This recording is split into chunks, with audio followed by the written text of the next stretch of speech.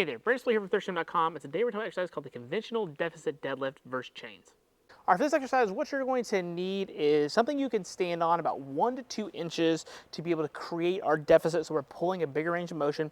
You're also going to want a way to hook up 5/8 chain. I got chain loaders here, which make these very easy. You can also use easy loaders draped over the barbell, or you can even just drape the chains over the barbell. All are viable options. How you set your chains up is going to be kind of personal preference. You really just don't want just one chain. You want to try to aim for about 25% chain weight on your exercise.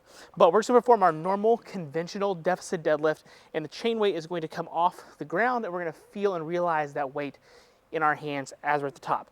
So with our normal conventional deadlift, feet are underneath our hips, barbell is slightly over the big toe in the middle part of our foot. We're going to keep our chest tall, arms long as we possibly can, wedge into position here, pull all the way up to the top. We're going to go back down. Again, reset, pull slack, really wedge, and then back down. So the goal here behind the deficit and the chains is to be able to, one, pull through a bigger range of motion, but as we're pulling through that range of motion, the chains coming off the ground is having to force us to meet the barbell at the top so that we can drive our hips forward.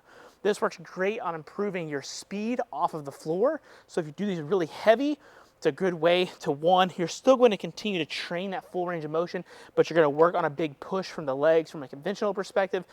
But then also secondarily, you can use this as a speed work variation to continue to develop on trying to pull as fast as you possibly can, driving through those sticking points. So this happens to be your main movement. Again, do this for 1, 2, maybe 3 reps at the absolute heaviest, leaving a little bit in the tank. If it happens to be your max effort movement, you can obviously push a little bit more.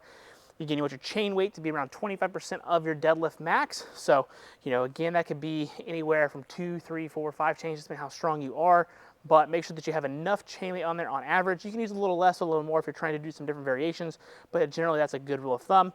And the platform that you're standing on, again, 1 to 2 inches is kind of the norm. I know some people will try to push these into 3 and 4. I think for most people that's too much. The 1-2 mat option that I like here tends to work best for most. The other option here as well when you're doing your conventional deadlift and you're getting that great big push is that you can, again, focus on making it the dynamic effort method and pulling as fast as you possibly can, as I kind of alluded to, but we would step back and then perform these multiple sets over and over and over again, aiming for about 40 to 50% of bar weight plus the chains that we happen to have on there as well. If you happen to have any questions about this particular exercise, let me know in the comment section below. Thanks. Have a great day.